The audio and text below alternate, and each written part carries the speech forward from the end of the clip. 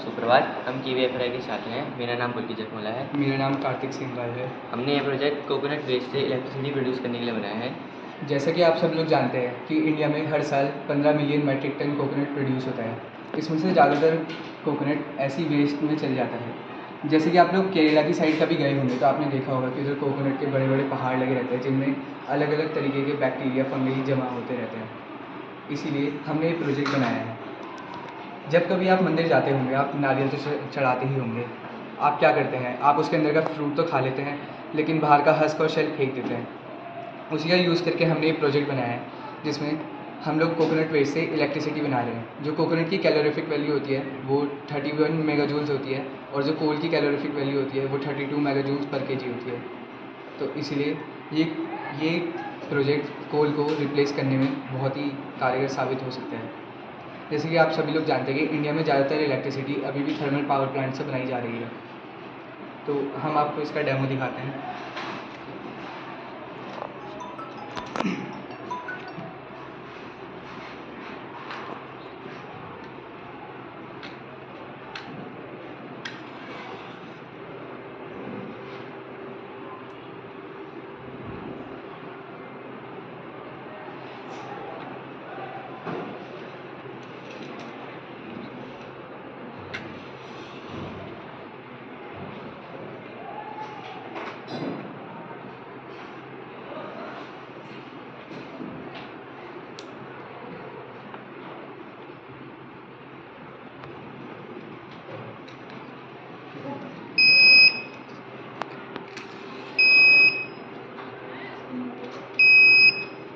जैसे कि आप देख सकते हैं कि इस प्रोजेक्ट में जैसे ही हमने कैंडल जलाई, हमने कैंडल कोकोनट शेल और हस्क के रिप्लेस में जला रखी है क्योंकि अगर हम लोग एक्चुअली में कोकोनट शेल और हस्क जलाएंगे तो ये प्रोजेक्ट डैमेज हो सकता है।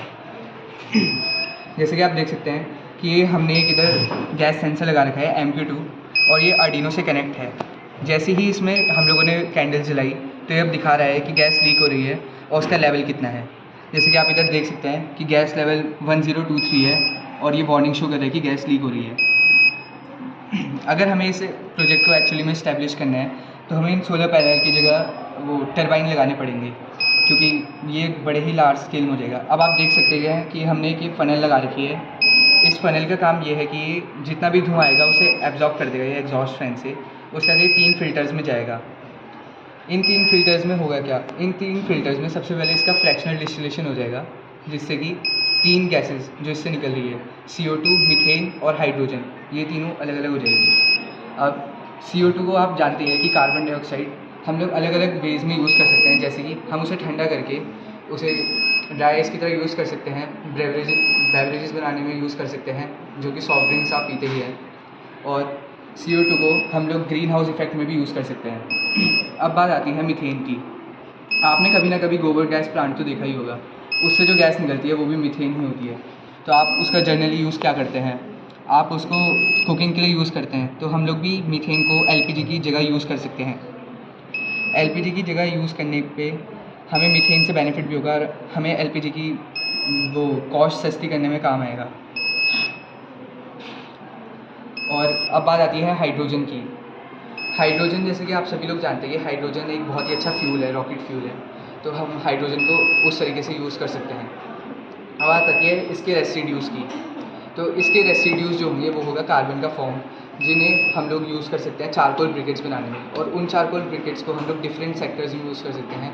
जैसे कि अंगीठी में, जैसे कि हम लोग कोल यूज़ करते हैं। कोल जैसे कि हम लोग जानते हैं कि एक नॉन रिन्यूएबल रिसोर्स है, तो वो एग्जॉस्ट हो सकता है। उसकी जगह पे हम लोग ये यूज़ कर सकते हैं जो कि बेनिफिशियल रहेगा और ऊपर से इसकी कॉस्ट कम हो जाएगी।